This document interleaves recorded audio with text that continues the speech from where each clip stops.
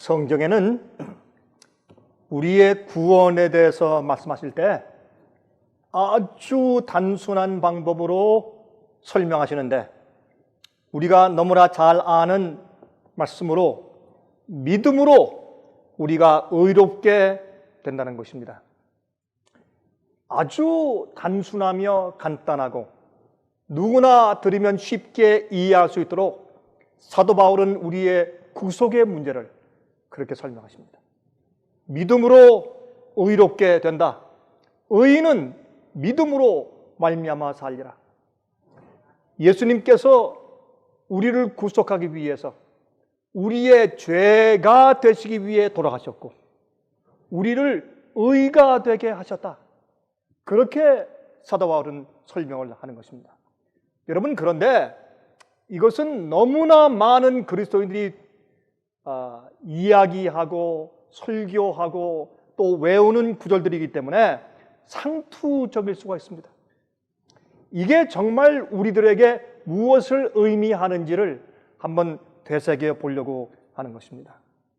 여러분, 믿음만 있으면 다 된다고 말합니다. 옳습니다. 그것이 주의 말씀입니다. 그런데 정말 그것이 무슨 뜻입니까? 여러분, 믿기만 하라고 얘기합니다. 심지어 어떤 사람들은 일단 한번 믿었으면 과거의 죄는 해결되었고 현재 죄도 해결될 것이며 미래 죄까지 다 용서받은 것이니 이젠 회개할 필요가 없다고까지 주장하는 사람들이 꽤 존재하는 것을 우리가 보고 듣게 됩니다. 한 번은 제가 캐나다에 갔다가 한 교인을 만났습니다. 근데 그 교인이 저를 제 앞에 두고 한숨을 얼마나 짓는지 말이죠. 아니, 목사님이 아직도 그걸 모르시고 사람들에게 자꾸 회개하라 회개하라고 설교하십니까? 참 답답합니다. 이거 어떻게 하면 좋습니까? 라고 저를 보고 한숨이 땅이 꺼지듯이 한숨을 쉬면서 저한테 또 그러시네, 또 그러시네. 제가 아주 혼이 났습니다. 제가 한 그 교인한테 정말 한번 큰 설교를 듣는 경험을 하였죠. 제가 그 모습을 가만히 보고 들으면서 저걸 어떻게 하면 좋은가?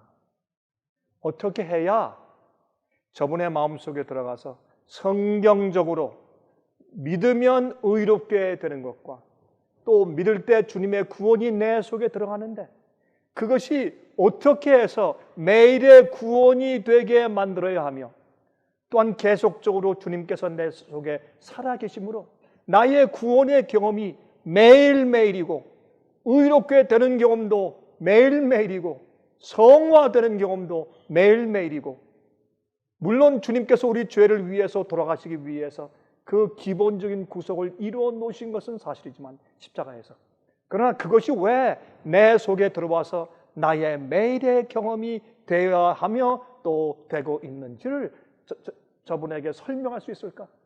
어떻게 하면 저런 사람들이 이것을 이해할 수 있을까 하는 그런 마음의 답답함이 제 마음 가운데 있었습니다.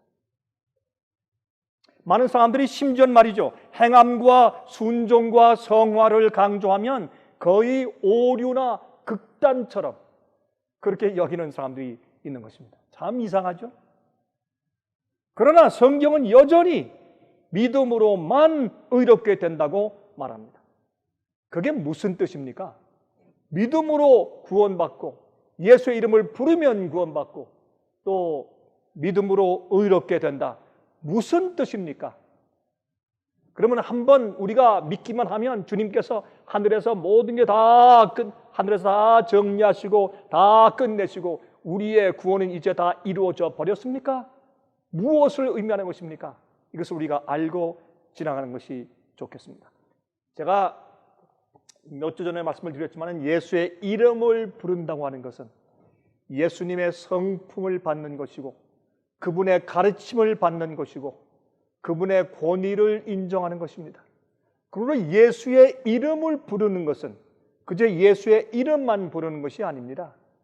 예수님의 이름을 부른다는 것에는 우리의 신앙적인 깊은 것들이 포함되어 있는 것입니다. 그러므로 여기에 믿음으로 우리가 의롭게 된다 하는 믿음과 의롭게 되는 그 관계에 대해서 한번 우리가 생각해 보도록 하십시다. 로마서 5장 1절과 2절입니다. 로마서 5장 1절과 2절에 다음과 같은 말씀이 기록되어 있습니다. 그러므로 우리가 믿음으로 의롭다 하심을 얻었은즉, 믿음으로 의롭다함을 얻었네요. 그렇죠? 우리 주 예수 그리스도로 말미암아 하나님으로 더불어 화평을 누리자. 하나님과 화평을 누리고 하나님과 우리 사이에 막힌 것이 없고 하나님과 우리 사이에 죄가 가로막지 않으며 하나님과 화평을 누리는 일은 현재입니다. 왜? 믿음으로 의롭게 되었기 때문에. 믿음으로 의롭게 된 결과가 내 생애 가운데 하나님과 내 사이에 막힌 것이 없이 화평을 누리고 살 수 있게 만드는 것입니다.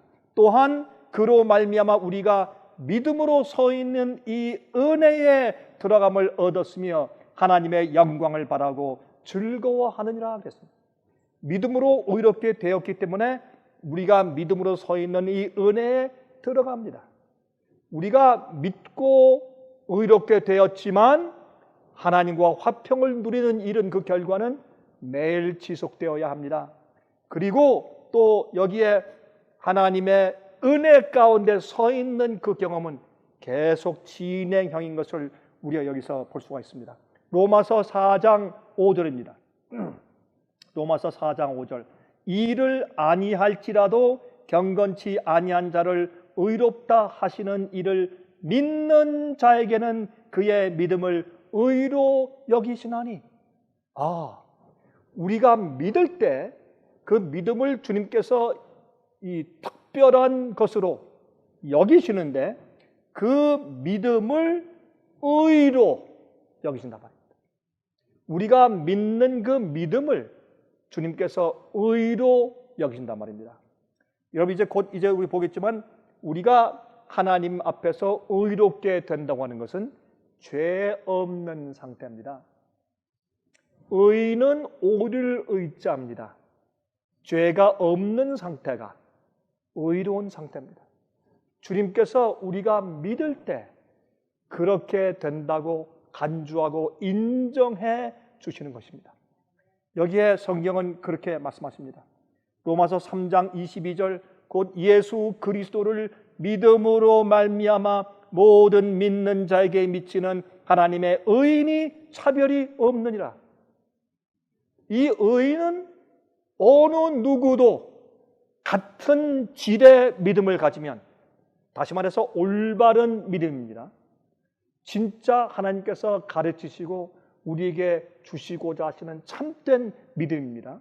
그 믿음만 가지면 남녀노소 빈부귀천을 막론하고 주님께서 주시는 의는 차별이 없습니다. 주님께 나아가는 사람들에게는 차별이 많습니다. 그렇죠? 키 큰 사람, 적은 사람, 많이 배운 사람, 못 배운 사람, 많이 아는 자, 적게 아는 자, 그렇죠? 이 차별이 있으나 주님께서 모든 각 사람들에게 믿음을 담보로 잡으시고 의롭다라고 칭해 주시는 하나님의 구속과 선물은 차별이 없습니다. 의입니다. 죄가 없다고 판단하고 인정해 주시는 것입니다. 자, 이것을 우리 조금 더 계속해서 좀 생각해 보도록 하십니다. 이사야는 말씀하시기를 너희 죄가 주홍같이 붉을지라도 흰눈같이 깨끗해질 것이라고 말씀하십니다. 그렇죠? 너희가 흰눈같이 희어질 것이라. 흰 양털처럼 희어질 것이라.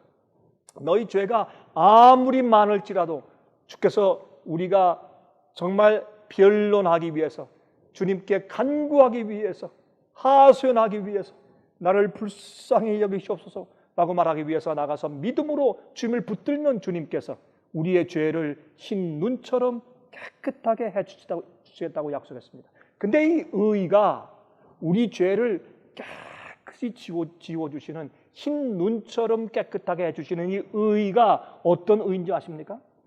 여기 마가복음 9장 3절을 보시면 이렇게 말씀되어 있습니다. 성경에는 이 의를 예수님의 의라고 말했습니다. 예수님께서 우리의 죄를 대신 지시니까 예수님 안에 있는 그 의가 우리에게 전가되는 것입니다. 바꾸어지는 것입니다. 그렇죠? 자, 이것은 그저 우리가 늘 이야기하는 상투적인 식기가 아니고 늘 우리가 외우고 뇌까리는 그런 표현이 아니고 실제적으로 무엇이 이루어지는 것입니다. 자, 십자가에서 예수께서 돌아가셨습니까? 그것은 상징입니까? 아니면 실제로 예수님이 고뇌 가운데 돌아가셨습니까? 돌아가셨죠. 예수님이 십자가에 못 박히신 것은 실제입니까? 그렇습니다. 예수께서 가시관을 쓰신 것은 실제였습니까? 그렇습니다. 우리 죄를 대신 지시면서 엘리 엘리 라마 사박다니, 나의 하나님 나의 하나님 어찌하여 나를 버리십니까? 라고 절규하며 그 영혼이 어둠 가운데 돌아가신 그 경험이 실제였습니까? 그렇습니다. 그렇게 해서 우리의 죄를 대신 지시며 그 죄의 모든 그 괴로움과 심판을 대신 예수님의 영혼이 경험하신, 우리가 죄를 질 때 죄책감과 두려움과 불안과 초조와 심판에 대한 두려움, 이런 모든 것을 당신의 영혼이 우리 대신해서 경험하신 그 경험을 통해서 주님께서 우리 죄를 지신 겁니다.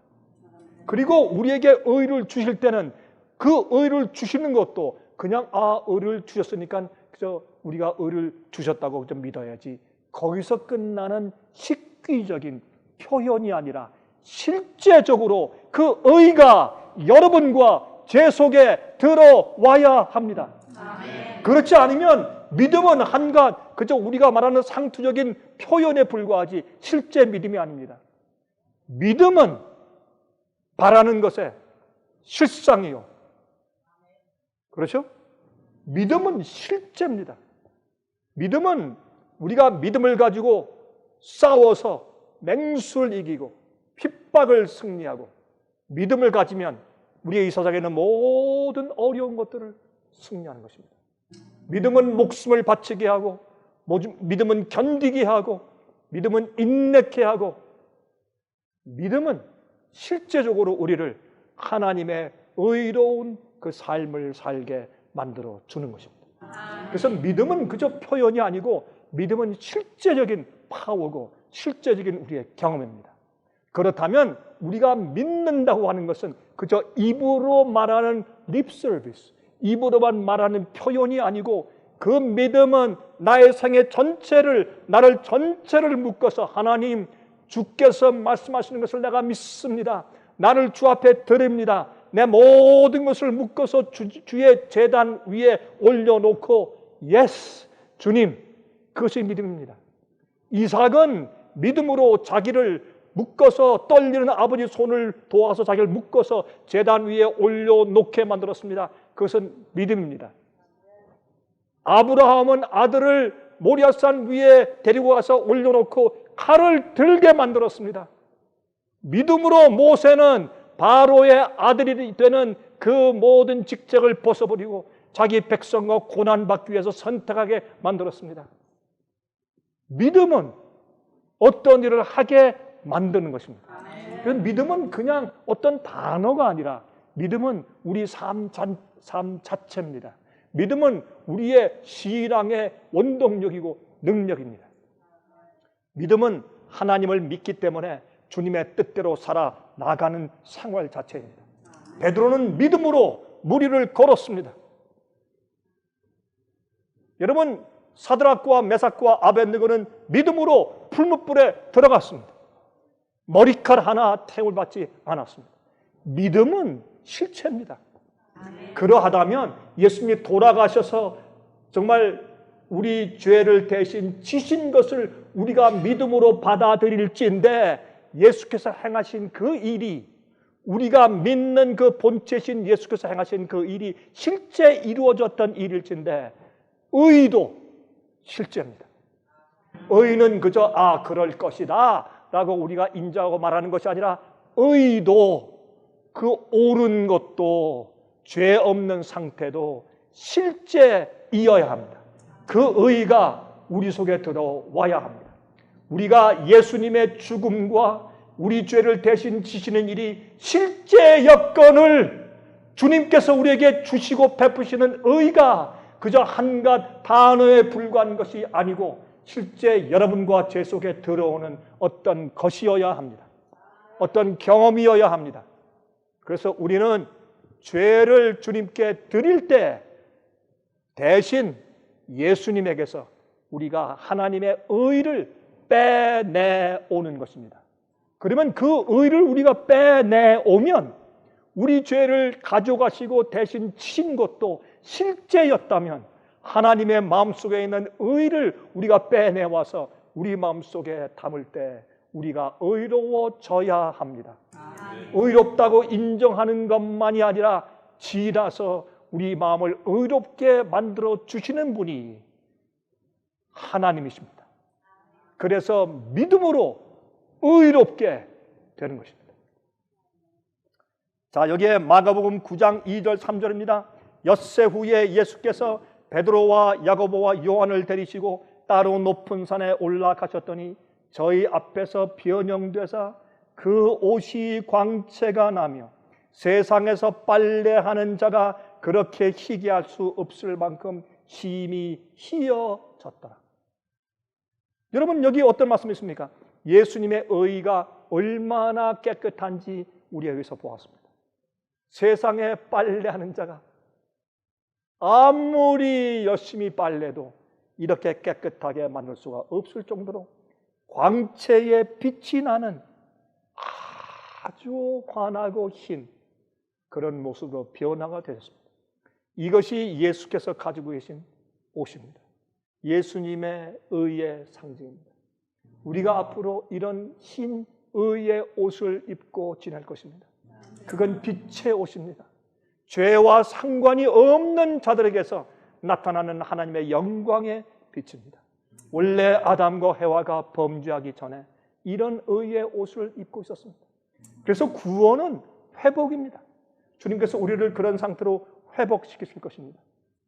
우리의 죄를 동에서 서가 먼 것처럼 멀리 옮기실 것이고 우리의 죄를 가장 깊은 바다에 던지우실 것이라고 성경은 약속했습니다. 그러면 그게 무슨 말입니까? 하나님이 그저 그렇게 책에 써주신단 말입니까? 아닙니다. 우리가 진실로 죄를 회개하고 슬퍼하며 우리가 죄를 고백하고 주 앞에 드리면 그게 믿음이에요. 우리가 할 부분입니다. 그러면 주님께서 우리를 의롭게 하시는데 우리의 죄를 가져다가 던져버리십니다. 멀리 옮기십니다. 그래서 죄와는 상관없는 의를 우리에게 주신단 말입니다. 이것은 실제적인 실체로 우리가 이해해야 될 것입니다. 그런데 이 의의 경험을 주님께서 누구에게 주시는가? 자, 미가서 7장 18절 19절입니다. 주와 같은 신이 어디 있으리까? 주께서는 죄악을 사유하시며 그 기업에 남은 자의 허물을 넘기시며 인애를 기뻐하심으로 노를 항상 품지 아니하시나이다.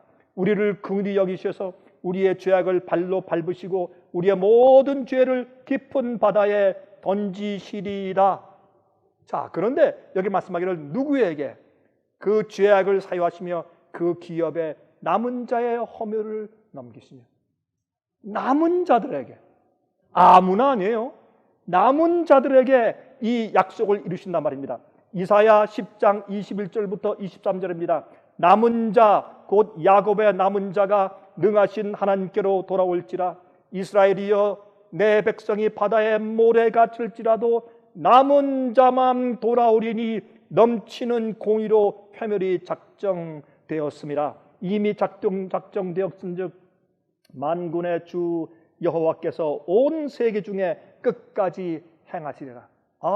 주님께서 누구에게 믿음으로 말미암아 의롭게 되는 경험을 주신다고요? 남은 자들에게. 믿는다고 말하는 사람들이 바다에 모래같이 많을지라도 남은 자들에게 이 일을 행하실 것이라고 말씀을 하셨습니다. 로마서 9장 27절 28절입니다.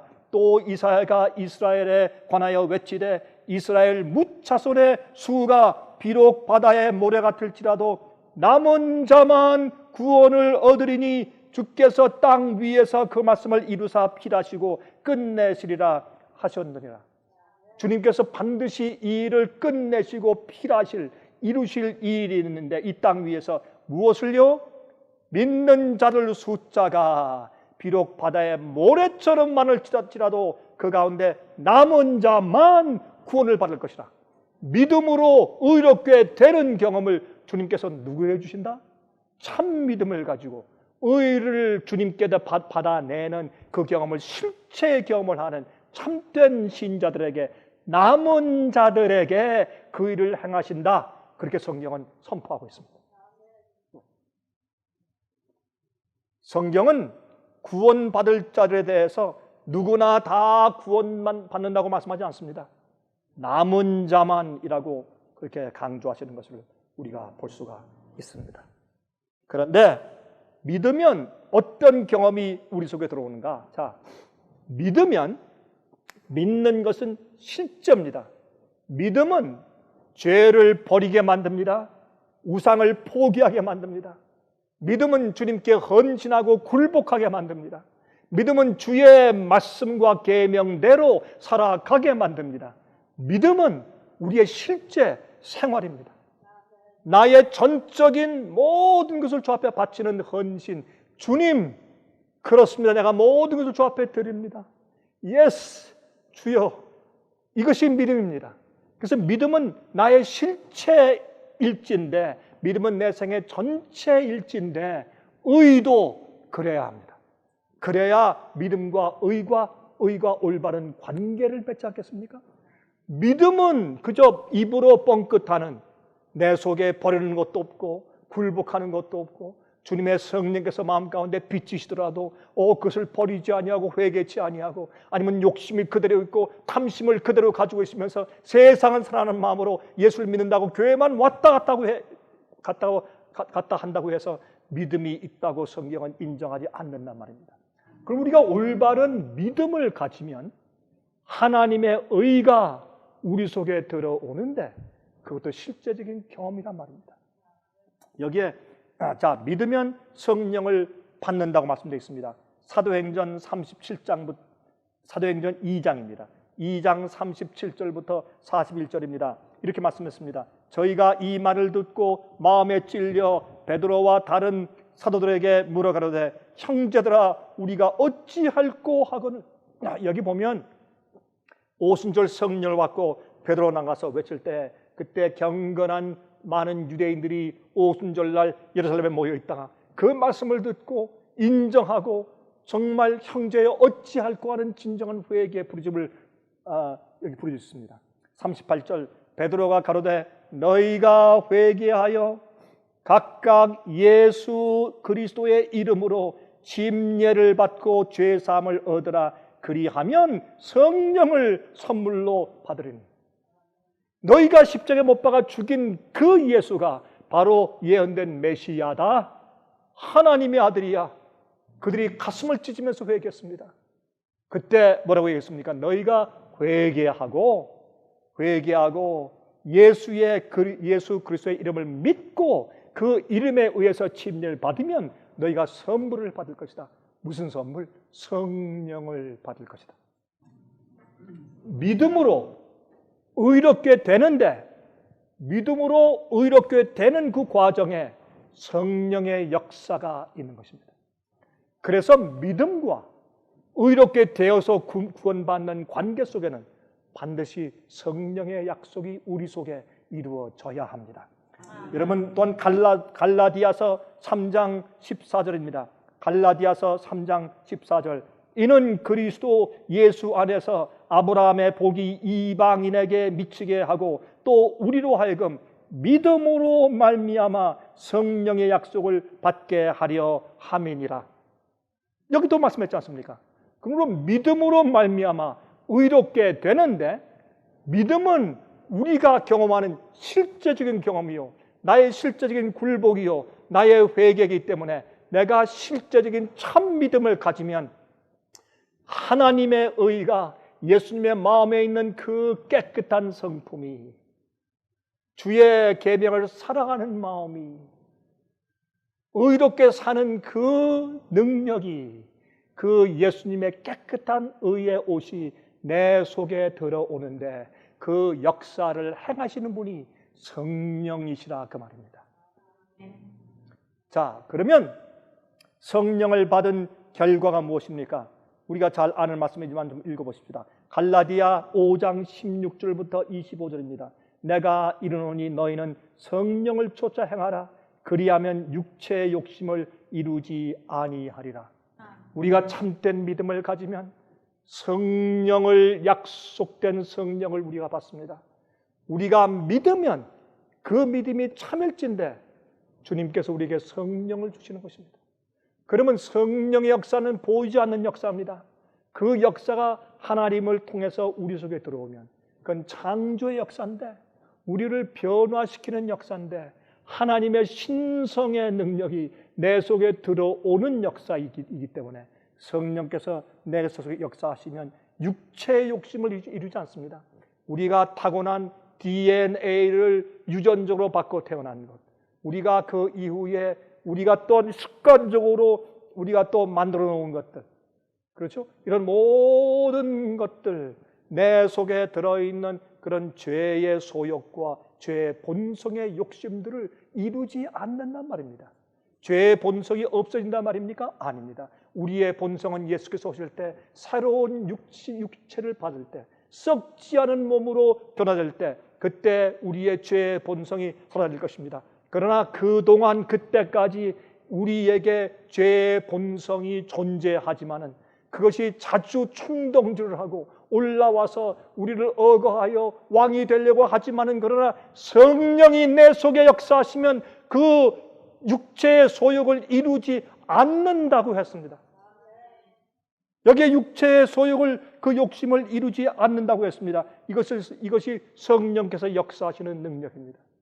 자, 그런데 육체의 소욕은 성령을 거스리고 성령의 소욕은 육체를 거스리나니 이 둘이 서로 대적함으로 너희의 원하는 것을 하지 못하게 하려 합니다. 성령과 우리 육체의 소욕은 원수입니다.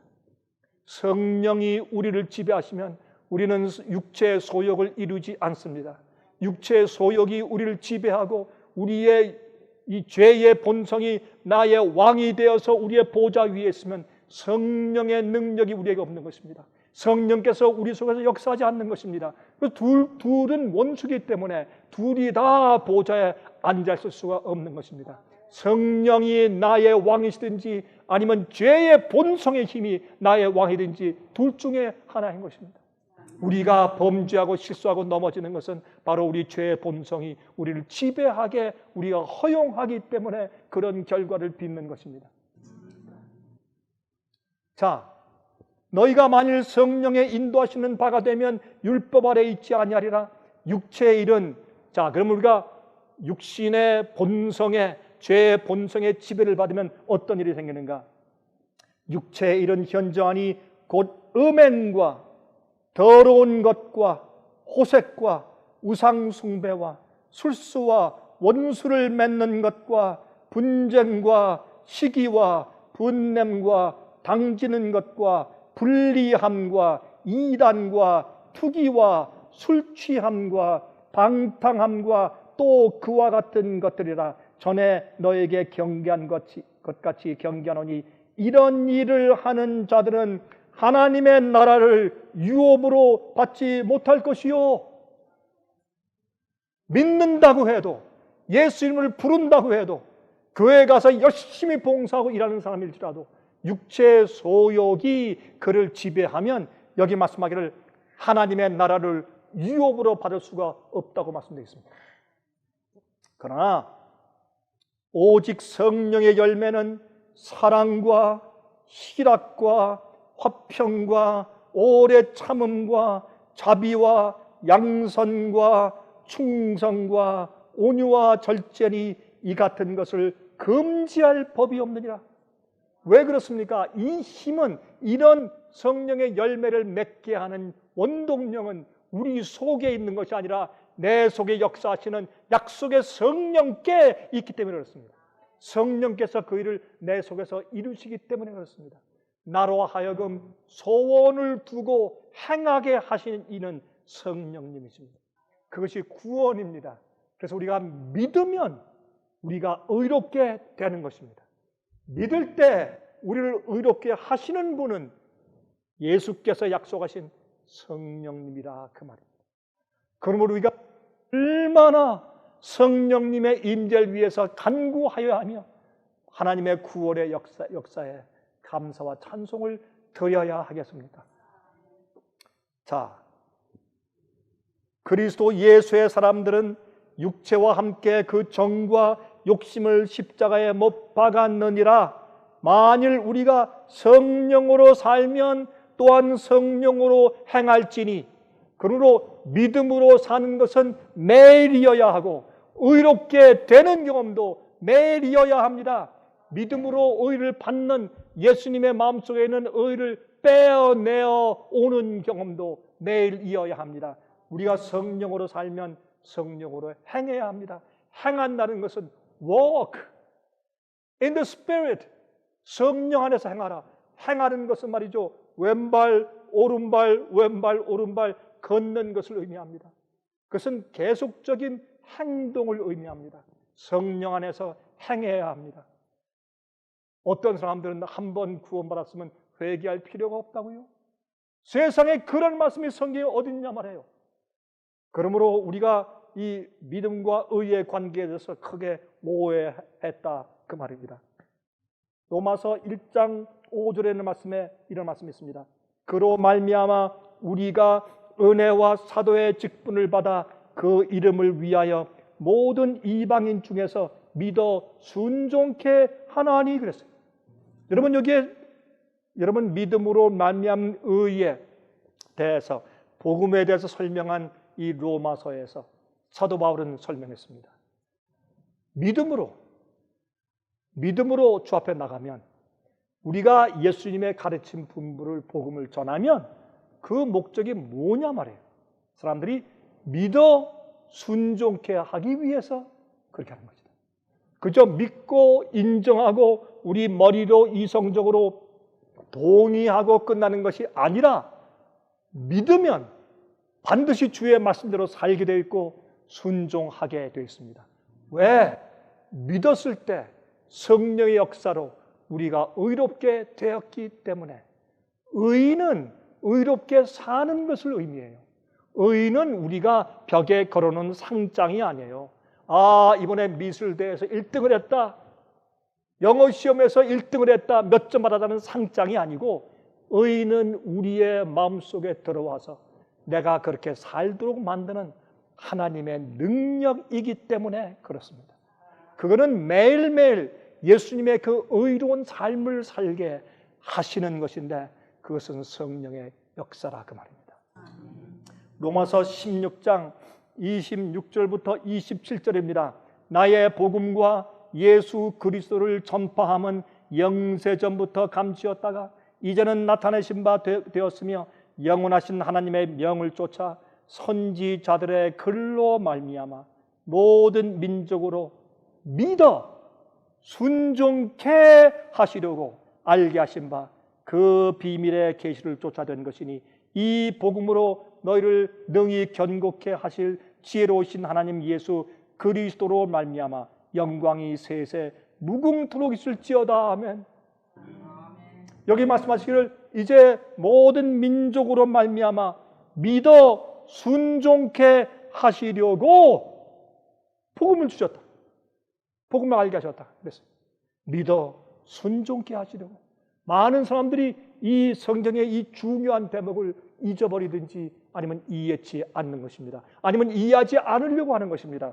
여러분, 마태복음 28장 19절과 20절에 예수께서 이렇게 말씀하셨습니다. 그러므로 너희는 가서 모든 족속으로 제자를 삼아 아버지와 아들과 성령의 이름으로 침례를 주고 내가 너희에게 분부한 모든 것을 가르쳐 지키게 하라. 내가 너에게 분부한 모든 것을 가르쳐 지키게 하라. 볼지어다 내가 세상 끝날까지 너희와 항상 함께 있으리라 하시냐. 이것이 복음을 전하는 목적이고 이것이 믿는 것입니다. 믿는 자가 주님을 따라 살지 아니하고 주의 말씀과 계명을 지키지 않으면 그것은 진정한 믿음이 아닙니다.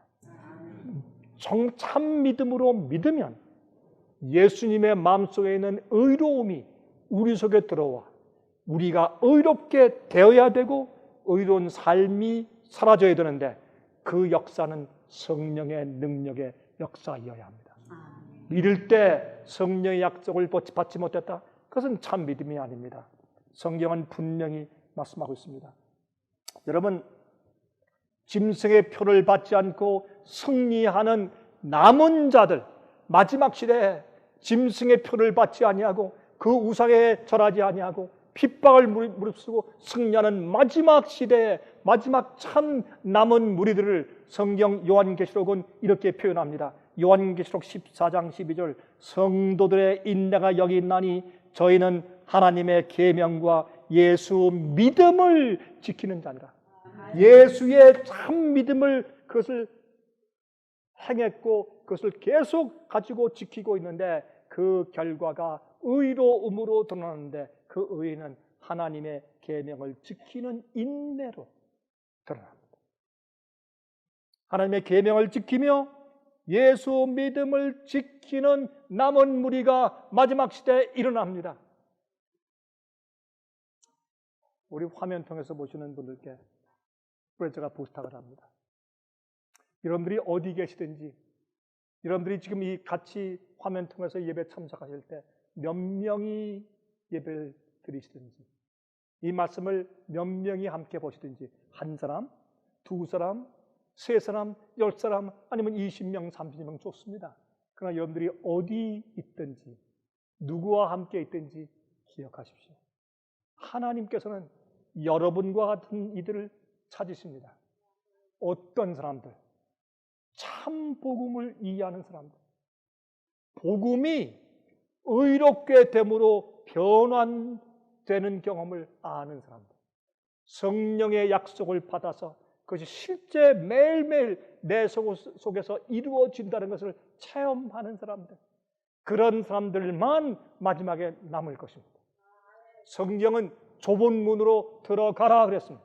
들어가려고 애쓰는 자들이 많지만은 들어가지 못하는 자가 많을 것이라 그랬습니다. 좁은 길로 가라 그랬습니다. 넓은 길로 가지 마라. 넓은 길은 사람들이 편하고 쉬워서 그들이 찾는 자들이 많지만은 그러나 좁은 길은 협착하여 그 길로 걷는 자들이 적다고 했습니다. 여러분이시여 용기를 가지십시오. 그리고 인내하십시오. 여러분이 믿는 그 믿음을 주위 사람들이 이해하지 못한다고 할지라도 인내하고 견디십시오. 매일매일 의롭게 되는 경험을 가지십시오. 성령의 약속을 믿으십시오. 혹시 어제 실패하셨습니까? 오늘 다시 믿으십시오.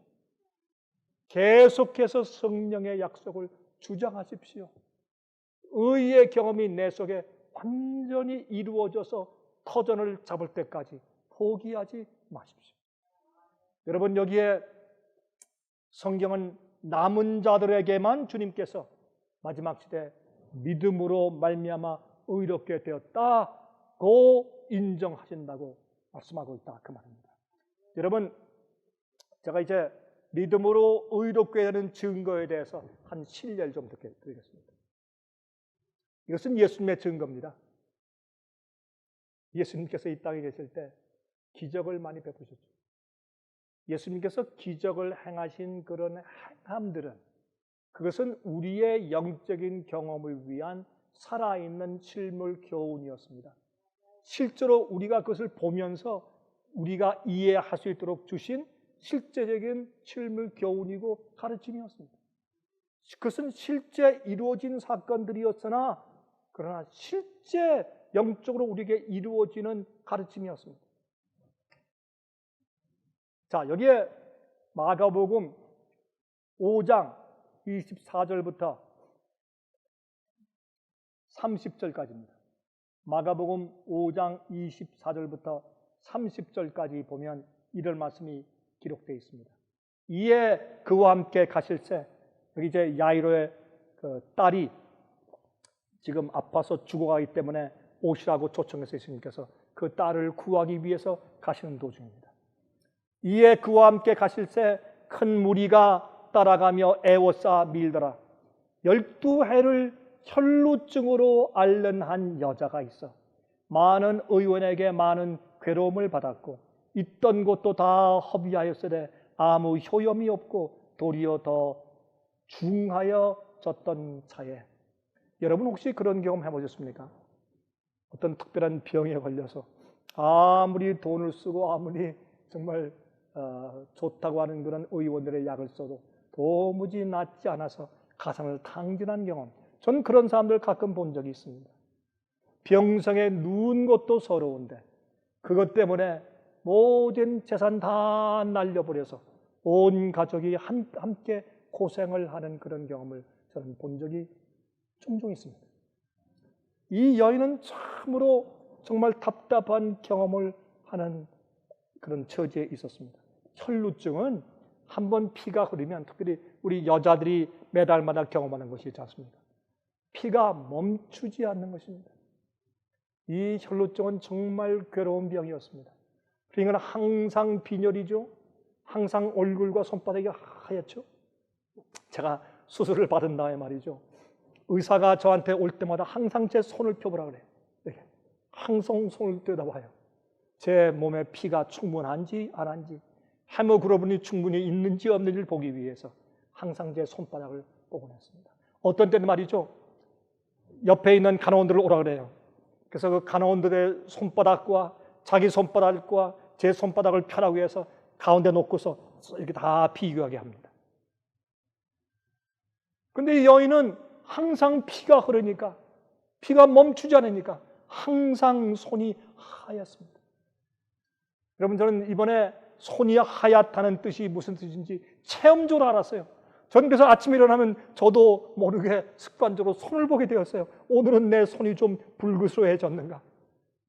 피는 얼마나 중요한 것입니까? 그 피가 새어나가는 것입니다. 많은 그리스도인들이 피 속에 생명이 있다는 것을 이해하지 못하고 그들은 영적으로 계속해서 하나님의 생명의 능력이 다 새어나가는 것입니다. 많은 그리스도인들이 빈혈에 걸려 있어요. 성경은 끼고 있으나 말씀의 능력이 없고 성령께 기도하나 성령께서 역사하시는 의로운 경험을 하지 못하고 있기 때문에 항상 죄에 지고 우상에 넘어지고 항상 소욕대로 살고 탐심을 가지고 살기 때문에 세상을 사랑하며 세상에는 것들을 사랑하니 그 속에 무슨 생명이 있겠느냐 말입니다. 이 여인도 그런 입장에 있었습니다. 혈루증에 걸려서 12해 동안 무슨 짓을 해도 낫질 않습니다. 가산을 다 탕진하고 아마 남편에게 버림받았을지도 모르죠. 여인은 답답한 그런 경험 가운데, 그러나 이제 그는 어떤 마음을 가졌습니까? 이 병이 낫기 위해선 내가 모든 것을 하겠다. 내가 이 병을 나을 수만 있다면 내가 할 수 있는 모든 것을 하겠다. 만약 여러분 생애 가운데서 여러분 어떤 죄의 습관을 끊기가 어렵습니까? 어떤 우상이 자꾸 여러분의 발목을 겁니까? 어떤 인간적인 관계나 어떤 문제가 자꾸 여러분들을 영적인 경험에서 떨어지게 만듭니까?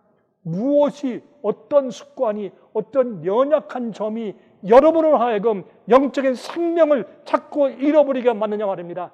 그러나 우리가 주님께 믿음으로 매어 달려서 내가 주님의 말씀과 약속을 믿고 성령의 약속을 받기를 원한다 하는 그 믿음의 간절함으로 예수님을 붙잡아야 합니다. 아멘. 그 마음이 간절할 때 구원의 역사가 내 속에 들어오는 것입니다.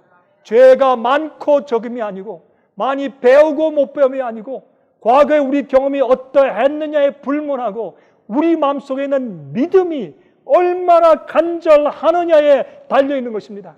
그 믿음이 정말 순수하고 진짜인가 아닌가에 달려있는 것이지, 우리가 원할 때에 모든 믿음을 우리가 전부 다 활용하는 그 일에 달려있는 것이지 어떤 차별이 있는 것이 아닙니다. 이 여인은 어디까지 왔는가? 12년 지난 다음에 이젠 죽기를 원했습니다. 내가 내 온 마음을 다해서 내가 이 병을 치료해야 되겠다.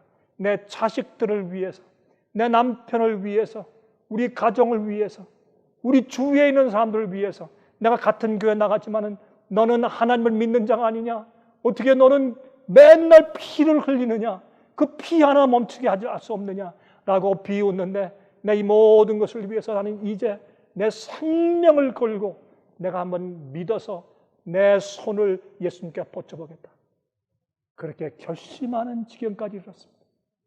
많은 사람들이 믿어도 죄에서 구원받지 못하는 것은, 믿는다고 해도 세상에서 구원받지 못하는 경험은 그의 마음이 진정한 믿음을 가지고 온 마음을 다해서 정말 믿음의 손을 하늘로 뻗치지 않기 때문에 그러한 것입니다. 여러분, 이 여인은 어떻게 했습니까? 그는 예수의 소문을 듣고 무리 가운데 섞여 뒤로 와서 그의 손을 대니 그랬습니다.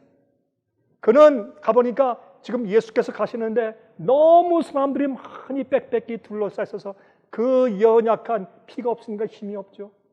그렇죠? 예수님의 생명의 능력이 없으면, 성령의 능력이 없으면 그의 영적인 생애 가운데 아무런 힘이 없는 것입니다. 복음의 파워가 없고 그리스도의 생애의 파워가 없는 것입니다. 나약한 이 여인이 어떻게 비집고 들어가겠습니까? 그러나 있는 힘을 당해서 그는 기어서라도 예수님께 가까이 가려고 했습니다. 그의 옷 끝에 손을 댔다고 했습니다. 그렇게 하기까지 얼마나 수고했을까요? 얼마나 애를 썼을까요? 손을 뻗쳐서 예수님의 옷자락 끝에 손을 대었습니다. 이 옷자락 끝을 성경은 카나프라고 표현합니다. 카나프. 이 성경 언어의 카나프란 말은, 그거는 무슨 말이냐? 그거는 이제 히브리 말 가운데 이 유대인들은 이런 옷을 입을 때 소매 끝과 이 또한 그 옷 제일 밑에 그 끝에 자락, 옷 끝 자락이죠. 거기에는 청색 수를 달라고 했습니다. 이 유대인들은 다 옷을 입을 때 옷 소매와 이 옷 밑에 자락 끝에는 청색 수를 이렇게 달아야 됐습니다. 이 청색 술은 무엇을 의미하는가? 충성을 의미했습니다. 순종을 의미했습니다. 그래서 그들이 걸을 때 이렇게 걸으면 무엇이 보입니까? 걸으면은 어떻게? 자기 소매 끝에 있는 청색이 보입니다. 걸으면은 자기의 이 옷의 끝에 있는 옷자락 끝에 있는 카나프 청색 술이 보입니다. 하나님께 대한 순종, 하나님께 대한 충성, 순종, 그것을 상기케 하기 위해서 청색 술을 달겠습니다. 이 여인이 가서 정말 애를 써서 기어가서 그의 손을 대고 붙잡은 옷자락은 바로 그 카나프였습니다. 예수님의 옷자락 끝에는 청색 술이었습니다. 그것을 붙들었습니다. 예수님은 나사렛의 목수의 아들이었습니다. 그러나 그 여인을 고칠 수 있는 능력이 있었던 것은 예수님의 생애가 의로웠기 때문입니다. 예수님의 생애가 아버지의 계명과 율법을 지켜 사는 순종의 생애였기 때문에 그렇습니다. 예수님의 생애가 죄와 상관없는 의로운 생애를 사셨기 때문에 주님께는 능력이 있었습니다. 아버지의 능력이 예수님께 있었고 성령의 은혜가 예수님의 마음 가운데 충만했습니다. 진리와 은혜가 충만한 분이었습니다. 왜? 그분은 청색 술이 상징하는 의로운 삶을 사시는 분이었기 때문에. 우리가 믿음으로 참되게 의롭게 되면 앞으로 이제 곧 그런 자들 통해서 세상의 복음사업을 마치실 텐데, 병자들이 일어나고 눈먼 자들이 눈을 뜨며 죽은 자들이 부활하는 역사가 생기면서 이 세상의 짧은 기간 동안 주님께서 복음사업을 마치실 겁니다.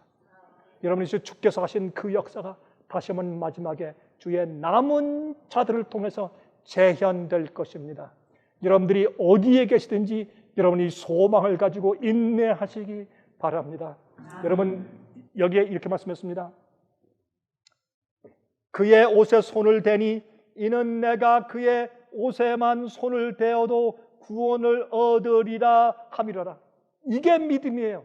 내가 손을 대서 만지면 내가 구원을 받을 것이야 라는 온전한 믿음이 이 여인에게 있었어요. 그 다음에 이에 그의 혈루 근원이 곧 마름에 손을 대니까 어떻게 됐습니까? 예수님 속에 있는 창조의 능력이 흘러서 그 여인에게 들어왔어요. 이게 믿음으로 의롭게 되는 경험이에요.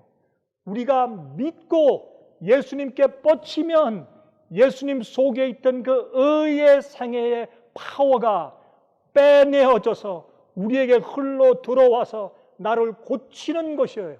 이런 고치는 경험이 없으면 의롭게 된 경험이 아닙니다. 그래서 그는 그의 혈루 근원이 곧 마름에 병이 나온 줄을 몸에 깨달으니라. 여러분, 우리가 어떻게 그렇게 되었는지 모르지만 내가 죄의 습관과 우상과 죄의 병이 나은 것을 우리가 느끼고 아는 것입니다. 우리가 의롭게 된 것을 우리가 아는 것입니다. 이 여인이 그것을 경험했습니다. 그때 예수께서 그 능력이 자기에게서 나간 줄을 곧 스스로 아시고 무리 가운데서 돌이켜 말씀하시되 누가 내 옷에 손을 대었느냐 하시니, 이건 말도 안 되는 얘기예요. 수백 명이, 적어도 수십 명이 가까이서 예수님을 밀치고, 그 다음에 당기고 예수님께 가까이 가려고 하는 그 시점에 누가 예수님을 만졌다니, 수백 명이 만졌지. 수백 명이 손을 댔고, 예수님께 손을 대고 손을 잡고 예수님을 끌어안는 사람들이 그 당시 그 시간에 얼마나 많이 있겠어요. 그러나 이 여인이 의롭게 될 수 있는 참된 믿음을 가지고 손을 뻗쳤단 말이에요. 이거 실제가 아닙니까? 손을 뻗쳤을 때 예수님께서는 당신에게서 능력이 나가는 것을 느꼈다. 이 여인은 어떤 능력이 들어와서 자기의 병이 나은 것을 느꼈다. 믿음으로 성령의 약속을 받아서 우리가 의롭게 되면 하나님이 느끼시고 하세요. 그리고 우리가 경험을 통해서 아는 것입니다. 이것이 믿음으로 의롭게 되는 관계인 것을 여러분께서 아셔야 합니다. 여러분, 그러므로 예수님 안에 있는 의를 우리가 빼어내오게 된다는 말입니다. 예수님께서 내게서 능력이 나간 것을 느꼈다. 제자들이 옆에 있다가 주님, 그게 무슨 말씀입니까? 사람들이 많이 밀치고 있는데 그게 무슨 말씀입니까? 저도 만졌는데요. 너도 만졌어? 자네도 만졌지. 또 누가 만졌어? 여기 다 만졌는데요. 아니야. 너희들이 만지는 그런 피상적인 만짐은 내 속에서 능력이 나가게 하지 못했다. 그러나 내 속에서 내 의를, 나의 능력을 빼서 가지고 나간 특별한 만짐이 있었는데 누구냐? 그때 여인이 떨면서 주 앞에 나왔습니다. 그때 34절에 이렇게 말씀했습니다. 예수께서 가라사대 딸아, 내 믿음이 너를 구원하였으니 평안히 가라. 내 병에서 놓여 건강할지어다. 딸아, 내 믿음이 너를 구원하였다. 이게 믿음으로 의롭게 되는 경험이고 이것이 구원의 경험입니다. 제 이 말씀을 듣는 분들이 여러 도처에 많고 또 많을 것입니다. 어떤 사람은 다시복을 통해서 들을 것이고, 어떤 사람들은 CD를 통해 들을 것이고, 어떤 사람들은 DVD를 통해서 들을 것이고, 어떤 분들은 지금 저와 함께 화면을 통해서 이 말씀을 나눌 것이고, 그러나 주님께서는 우리가 진리의 말씀을, 참된 복음을 펼쳐 놓으면 주님께서 이 말씀을 가지고 사용하시는데, 왜 우리 인간의 입술에서 나온 말씀을 통해서 전도하시니까 이 말씀을 진짜 복음대로 성경적으로 펼쳐 놓으면 주님께서 그것을 가지고 진실된 믿음을 가지고 찾는 영혼들의 심정에 주실 겁니다.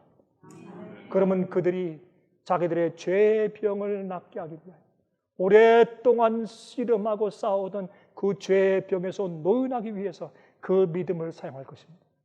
간절한 마음으로 뻗쳐서 하늘 성소에 계신 예수님께 손을 댈 것입니다. 그리고서 의를 받아 갈 것입니다. 성령의 역사를 경험할 것입니다.